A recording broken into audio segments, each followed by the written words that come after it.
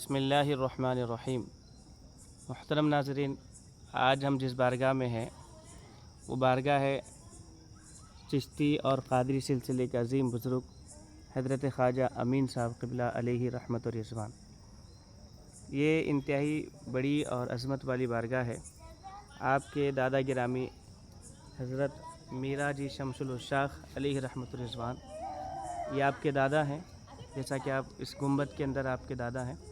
और हज़रत क़िबला वो शख्सियत है जिन्होंने प्यारे मुस्तफ़ा अलैहिस्सलातु वस्सलाम की बारगाह में 12 साल तक रोज़ा मुस्तफ़ा में खिदमतें की हैं।